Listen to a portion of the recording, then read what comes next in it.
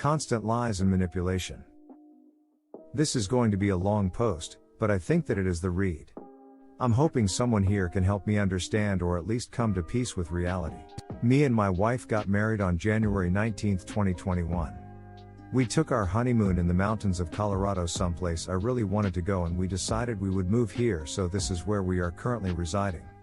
Within the past year I have found out some things that have been heart-shattering. We were TTC late 2020 to early 2021 and she became pregnant at the end of January.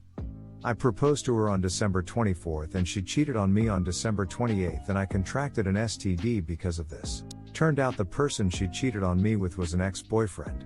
Back when me and her were talking, they were actually in a relationship and she was sleeping with the both of us sometimes on the same day. I'm sure you can imagine the strain it has had on our marriage. To be fair, during her pregnancy after we moved to CO, she put in a lot of effort to make changes, but only after the third day we got here and got in an argument she went on Tinder and reached out to her ex. To cut this short, in the past year, I found out she was previously married. Cheating on the guy she cheated on me with. Lied about herself, money, where she was living, and basically the whole foundation of our relationship was fabricated. She even went into details about the house she lived in with the ex. Here is what brings me on Reddit and writing this post today. In January my mother passed from COVID, and I took a trip down to FL, which is where we are both from. I stayed for about 2 weeks, grieved with my family, set up funeral arrangements, and kept in contact with my wife every day. She also had my location the whole time, and during this time away, which was very much needed for me to think and reflect on my life and my current situation. I actually came to terms with everything that happened. I missed my family and I wanted nothing more than to go home. When I got home, we had a 3-hour conversation on what we could to do better ourselves and our marriage and put the past behind us. 2 days later, she started making threats of suicide. Said that she was miserable, was very argumentative and mean. This went on for 2 weeks. She called me names every day, said that I was sneaky, a liar, a psychopath, a cheater, that when I was in Florida I probably cheated on her. Reflection much? We got in fights so bad the cops ended up coming, and she actually lied and tried having me thrown in jail for domestic abuse. A neighbor that saw and heard the altercation thankfully backed me up and that didn't happen. I also went on her phone and she was also flirting with an old roommate she used to live with. He was also talking about her moving to CO to rent a room and that he wouldn't charge her that much money, would get her a job. There is a Facebook page, Denver Friends and Meetup or whatever, that a friend of mine from FL living in CO is also in, and she knows my wife from seeing my FB post. Turns out she went on and made a post introducing herself. Said she moved to Colorado and just got out of an abusive relationship, could use some friends. This is probably the most appalling to me in the past few weeks. She went on Facebook and fabricated a whole story, saying I've lost everything, my family, my home, and my son. But in return I've gained my freedom back. She also went on to talk about how she has to try and figure out how to convince the courts that I am abusive. I don't know why I stayed. I guess because she was pregnant and I was hoping she would change. I'm still in CO, believe it or not. She charmed me into thinking she would change, and as usual, like every time when I'm ready to leave, she has been on her best behavior. I know it's only a matter of time, and tonight I'm booking a one-way ticket to Florida. I have no support system, no family, and no one to help me.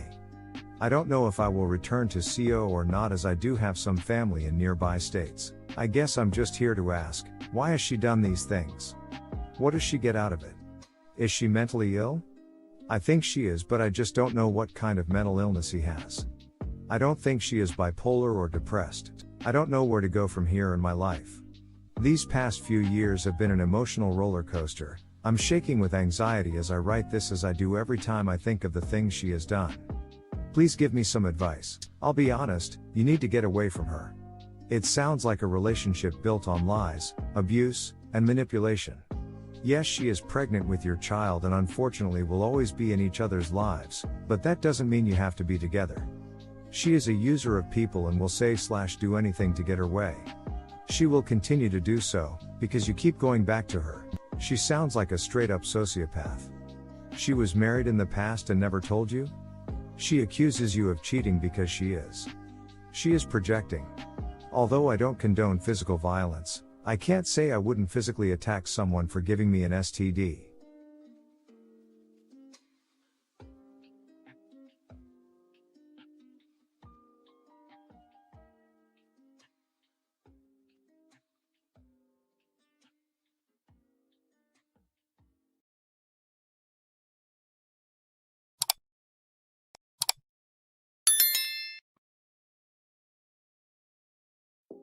Wife had EA with her high school friend. A few months ago I found out my wife was having an emotional affair with her friend from high school. They were texting for about a year, but things didn't get in the realm of boundary crossing until a month before I caught her. I confronted her one day about her texting him so often and she got weirdly defensive. I found out the next morning she was flirting with him over Facebook Messenger and sending each other pics. She also dropped by his house when she was on her way to go shopping. She was there for roughly 30 minutes. He lives with his parents too. She said she never slept with him and she said she admits what happened was cheating, but the physical cheating did not happen. According to her at the time it was flirting and pictures only. I had initially asked to see her Facebook so I could recover the deleted messages and verify she's telling the truth. She refused outright but said she would do marriage counseling. Her reasoning was she didn't want me to obsess over every little thing they said and get hurt. 3 months later I gave her an ultimatum and said I am gonna look at them whether she likes it or not. I said she's welcome to leave if she has a problem with it. She was pissed but agreed to stay and let me see them. Later that night before I went to read them I gave her a hall pass to admit to anything I might see on my own that she has not already disclosed. She had admitted to saying they loved each other. She said, he said it first and she just went along with it because she liked the attention and felt resentment towards me at the time for all of our past issues. But she still maintained nothing physical happened. She said she was stringing him along by saying I love you stuff. So I went on with pretending to read the message threads. The truth is I cannot see them at all. I was bluffing. As far as I know deleted FB messages cannot be restored. But she does not know that. She downloaded her FB data and gave it to me. She broke down crying again since I pretended to read them, saying how awful of a person she is, how embarrassing and terrible she acted. She said she loves me and not him, and now aside from hating herself she also hates him. She has not acted super remorseful since all this started until recently. Once I found out about the I love you messages, she has seemed more open and honest. Every day recently she has gone above and beyond trying to make me happy. She's made me stuff, talked with me about it when I feel down, she's trying to have sex with me almost every day, and is super attentive. My gut seems satisfied that the I love you was the worst of it, but I still have my doubts. I'm curious if I am being too accepting with her infidelity and willing to move on. She volunteers her phone always now for me to look through, and we are really engaged with marriage counseling. I did undervalue her as a wife before, I basically treated her like she was just there for the past couple of years. So I do share some blame in our marital strife. I just don't want to be made the fool again. He was a mutual friend of ours, so the betrayal is double.